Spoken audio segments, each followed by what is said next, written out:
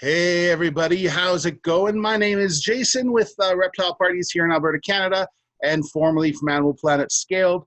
And we're doing some YouTube videos, some new ones, and because of social distancing, we're doing them in a bit of a different way. We're doing them online via Zoom, but that means I get to have special guests. Before we start, just a couple of reminders. Guys, you can support us. We're doing virtual programs, so we can come to your classroom. We can visit your family, your friends, do a birthday party online. All of that is available by donation, so we can give you all that info. You just fire us off an email, information below on how to get in touch with us. We've really been enjoying doing them. We've done shows in California. We've done shows in New Jersey. We're working on doing shows even in the UK. So these can be done worldwide, which is pretty cool that, we can educate not just here, but just about anywhere now.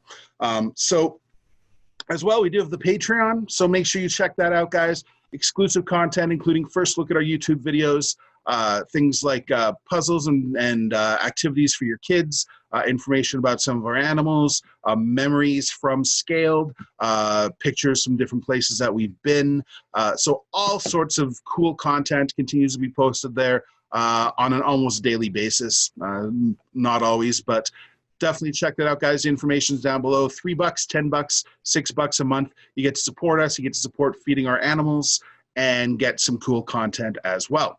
So we're going to talk this week about one of my favorite animals, probably one of the most popular animals that we have when we do our presentations. They always get such a strong reaction. And to introduce our animal is going to be Kenzi. Kenzi is one of my best friends. We've traveled across the country together. We've been through a lot together and come out the other side pretty strong. And she's my confidant, one of my best friends, and so knowledgeable on animals.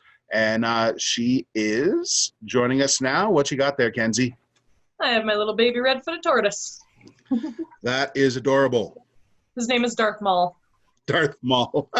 Is he the red face? Yep. And he's on the dark side? Well, obviously. I guess if he's yours. So that is a small tortoise. Do you know how old Darth Maul is? I actually have no idea. The breeder that I got him from didn't really give me any information, just kind of handed him over to me. So, yeah. Here, take this. Pretty much, yeah. Give me money, I give you animal. That's, yep. That's typically how it works. So tell me a bit about what Darth Maul eats, because that's one of the things with turtles and tortoises is one of the main differences is their diet. Yeah, so this is actually a really interesting species because for the most part, tortoises will eat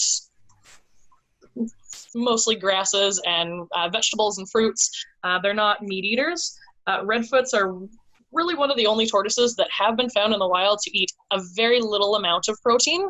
But for the most part, it's, again, probably 98% just veggies, which is really awesome.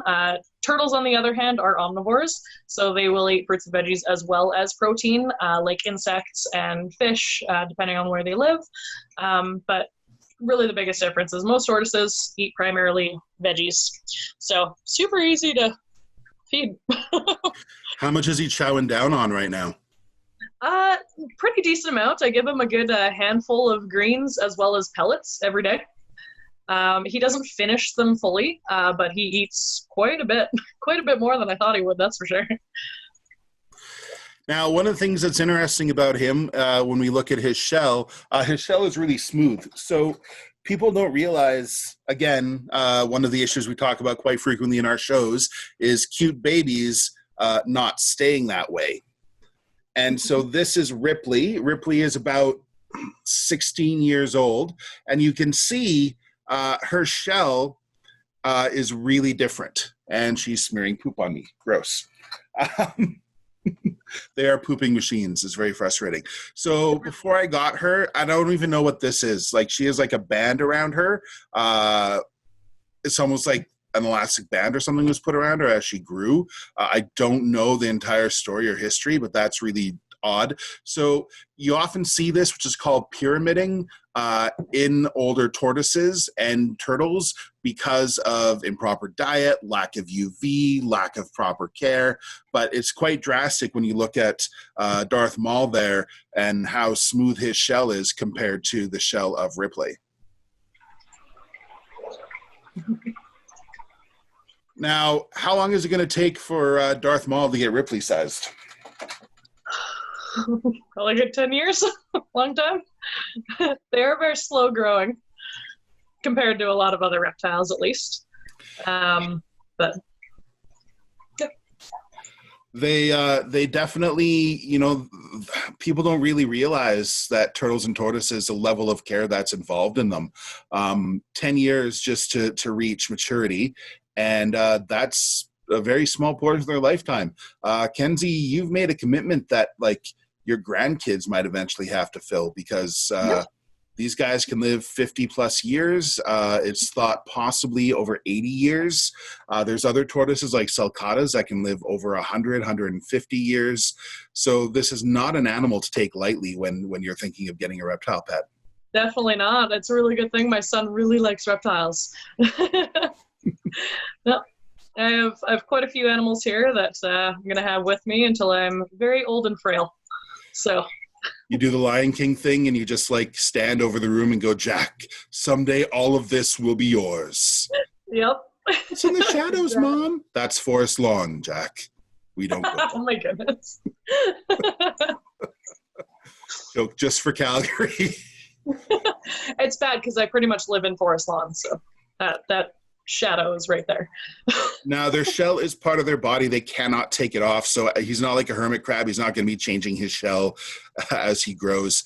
And, you know, it's also upsetting when we see people do things like painting tortoises' shells. I've seen like turtles and tortoises with like holes drilled in their shell right here so people could put like a clip through there to walk them.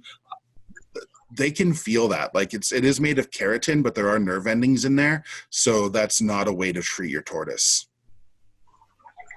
Yeah, no, they definitely feel everything. I've startled a couple tortoises before by accidentally petting them while they were asleep, and then they panicked.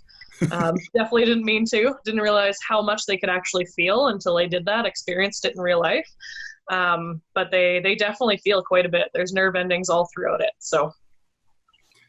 So guys, if you're thinking of getting a turtle or tortoise, the important thing to do is do that homework that we always talk about, especially in our live shows. Do the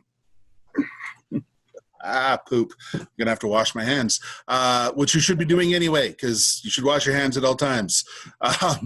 But, you know, that cute little guy is going to grow. Kenzi's going to take great care of it. Eventually, it's going to need a really big enclosure. You know, here in Canada, we have a very short amount of time they can be outside, where it's warm enough and temperate enough, but they do love their outdoor time. So, you know, this is one of those examples that we talk about where you really need to research, do your homework, make sure that's the right fit for yourself, for your family, because you're making a decision not just for yourself, but for people who don't even exist yet. Turtles, tortoises, and parrots are definitely the longest lived choices for pets. And, you know, you really have to take that responsibility seriously. Right, Kenzi? 100%, yeah. All right, guys, so that's our video. Thanks again for joining us. Make sure you subscribe. Make sure you hit that bell so you get notifications on all of our videos. We got lots of cool content coming up, and we're looking forward to sharing it with you. And make sure you get all the info below about our Patreon and how you can have us do virtual shows for you. See you next time.